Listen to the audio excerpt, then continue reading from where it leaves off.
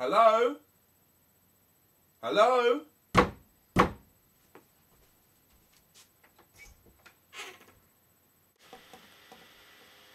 Is Theo home? Theo doesn't live here. Are you sure? Yes, he doesn't live here. Go away! Yeah, this scene was kind of my idea. We wanted a scene, like, low budget scene. I come towards the curtains. Bagman's outside. Obviously, we've only got one camera, and it's cheap. Ah! Basically, we use two shots. It's a cinematic effect. I come in, and you see me open the curtains, but it's not a camera. But basically, yeah, the camera wasn't in my head.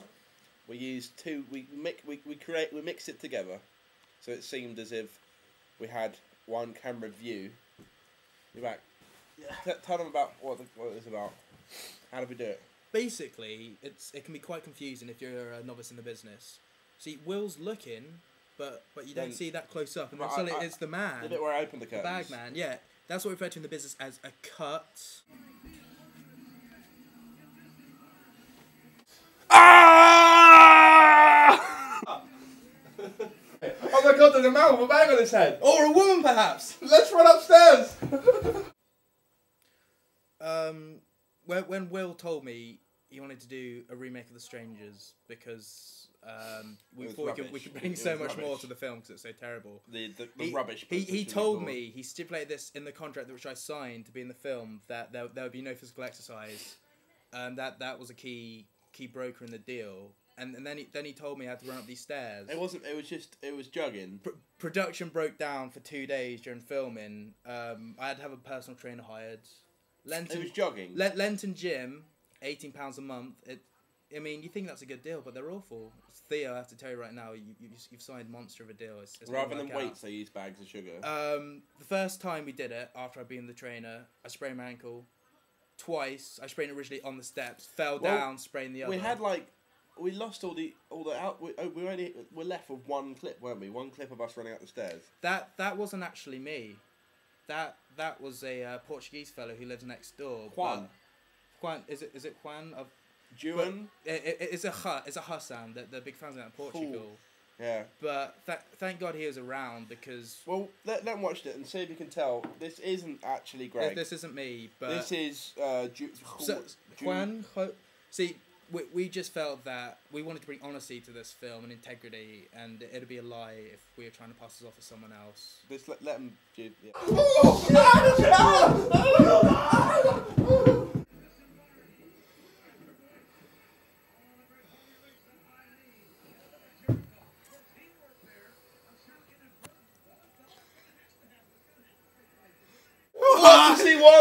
Why is he here? Why is there a man with a bag on his head? Who is he? Why is he? We're about to show a brief clip here. Yet again, it isn't me who's playing this. Who was it? It was Al. I don't know what his real name is. Al Bundy, Married with Children. You watch Married with Children. Malays of the suburban middle class American family. At the time, he was making it was catering for us, wasn't he? He was making. We paid him in Kerman. He's like Chevy Chase. It's a bit of a sad story actually. I used to love his films and his TV show. I still like Chevy Chase's films. Oh, Chevy Chase is a wonderful actor. Three Amigos, great film, but. He sits down, and you might wondering why is the stranger, the bagman, scratching his groin? Little homage by Al Bundy, the character of Al Bundy. Didn't he? He had a problem with his. He was at Rock City because we flew him in. We wanted to take him out. Went home with some girl. Arsenal of Chips, local bands. Ugly faces, massive titties, typical girl there. She had, it wasn't lice or she had whole crabs. It was some sort of parasite. It had taken over half. Definitely half. They had to get a crop duster plane to fly over to eliminate the problem, which is obscene. It's a shame. It's the, a shame. The price, the NHS He'll be remembered. tourists, He'll be yet remembered. again. He'll be remembered. I mean, I don't think it's a low point of his career. I'll say that, but it's a little something interesting. Well, this is Judge for yourself. the final recording of Al Bundy. I think he's dead now. Is he? Well, this is it. Obviously, this is the final recording. In memoriam.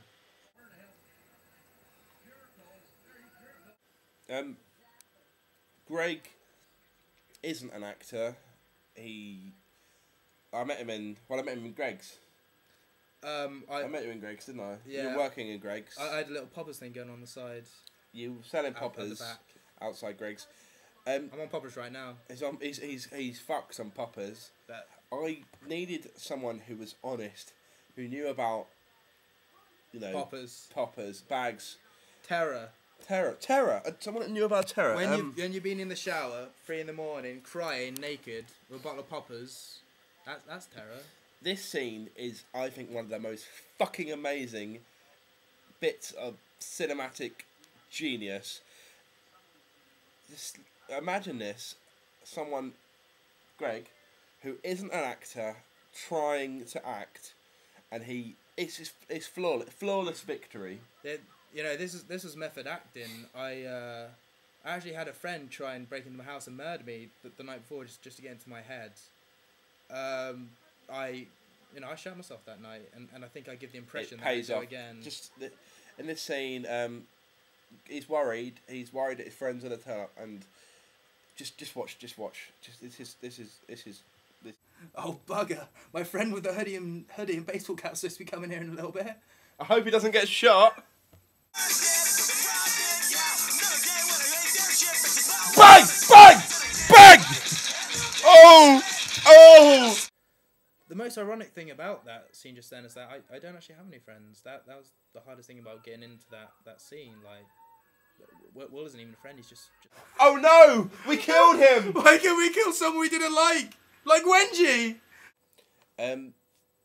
We had a problem mid-filming. We put on a buffet for all of the actors. Obviously, myself and Greg are the only actors. Meats of every colour. Some of the types of chorizo look so tasty. Smell awful though. We ate all of the film. We ate the rest of the film. It's gone. This is all we have. Here's Greg, the star of this movie, with just speak what you got. It's a shame we don't have the rest because it's an important social agenda behind this film, especially today in the 21st century.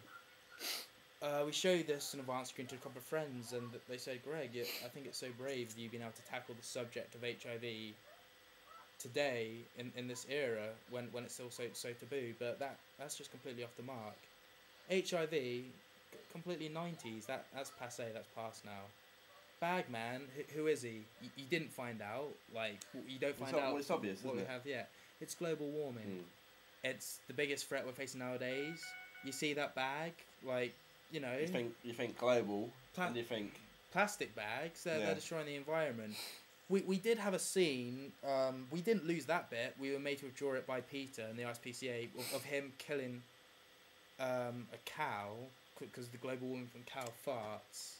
But just think about it. Stopping the global warming. Only we can save this world. We can't leave it down to some man with a bag on his head to solve all our problems for you. This isn't our world. This is our children's If families world. stopped releasing these gases, the Bagman would stop. That's what it's saying. That's the pinnacle, of our cinema achievement, is being able to get the message across to you, the viewer, right now. I want you to go away from your computer. So the Strangers is the Stranger is stop planet stop Earth. And stop global warming. Stop it. Stop it right now, or else global warming will stop us. Okay.